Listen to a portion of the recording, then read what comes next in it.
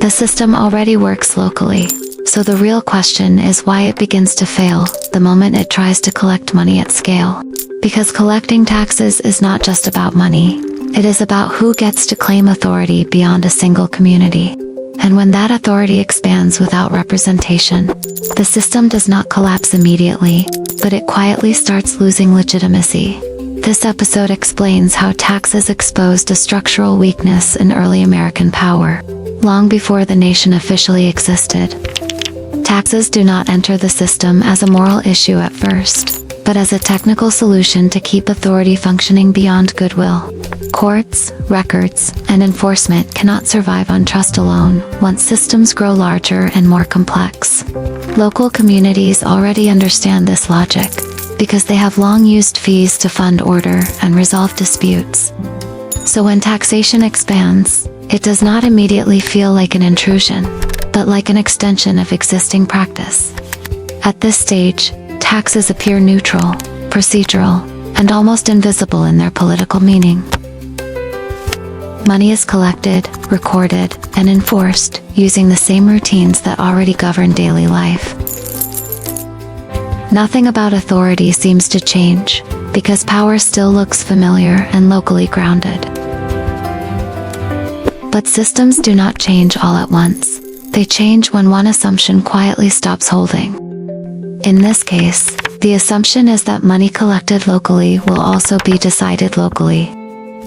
That assumption breaks the moment revenue begins flowing outward, toward a broader center of coordination. Once money leaves the local loop, taxation stops being just a funding mechanism and becomes a claim of authority. A claim that someone somewhere else now has the right to decide how resources are used. This is the moment taxes stop being purely administrative and start carrying political weight. Because taxation is not just about taking money, but about asserting who gets to rule beyond proximity. And once authority extends beyond direct presence, it can no longer rely on familiarity alone.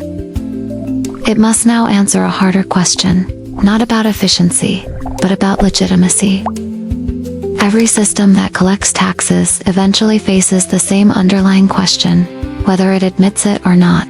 Not whether people can be made to pay, but whether the system has the right to demand payment.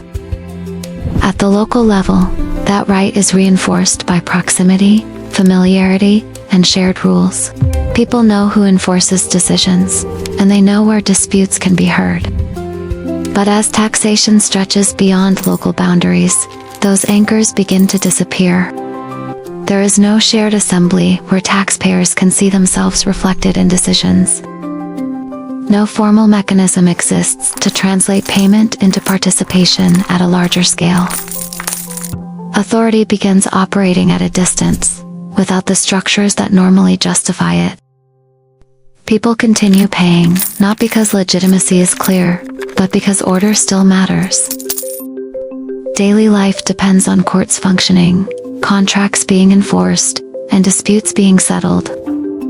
But payment without participation creates a quiet imbalance inside the system.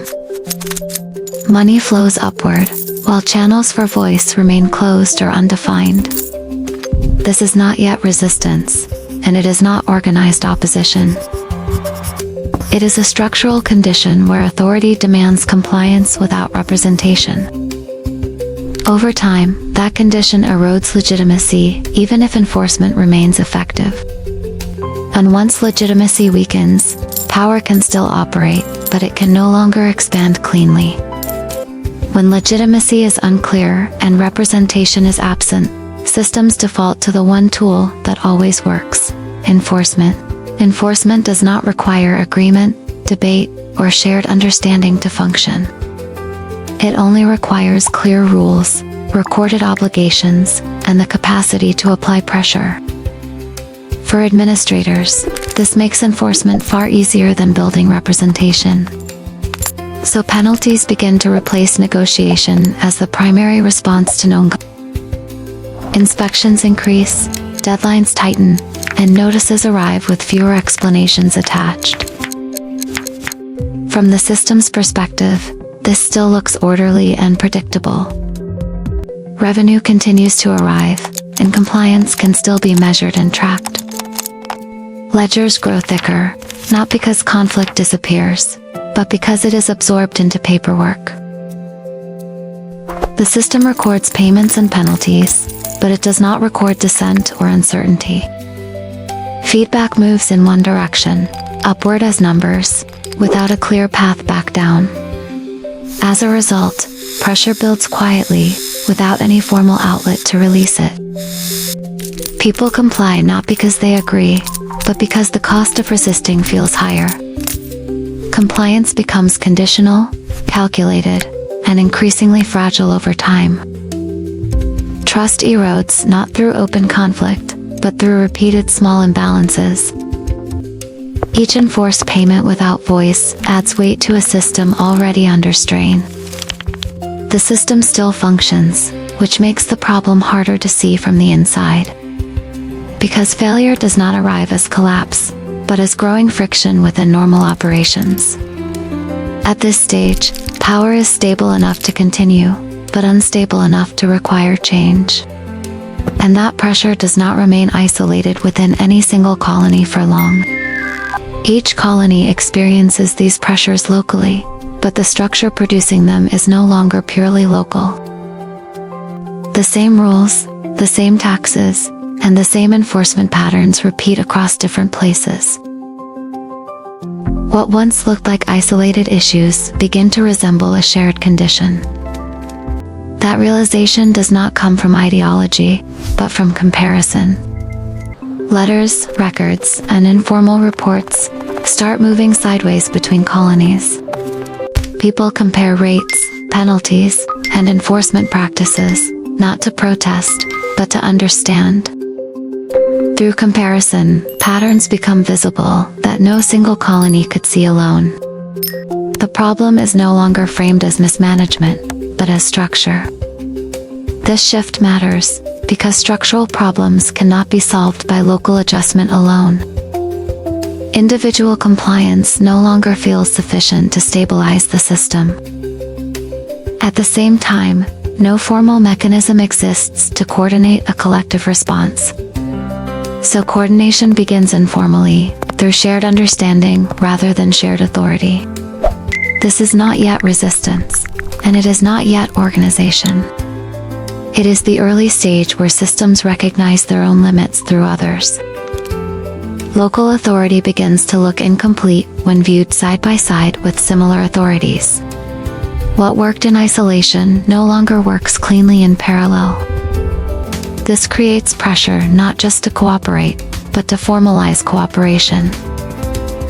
But formal coordination requires structures that do not yet exist. So the system hovers between fragmentation and centralization, without a clear path forward. And that unresolved tension pushes the system toward its breaking point. Despite rising tension, taxation continues because the system still needs revenue to function at all. Enforcement also continues, because stopping it would immediately threaten basic order. From the outside, nothing appears broken, and that is what makes the situation deceptive. The system does not fail through collapse, but through limits that quietly reveal themselves.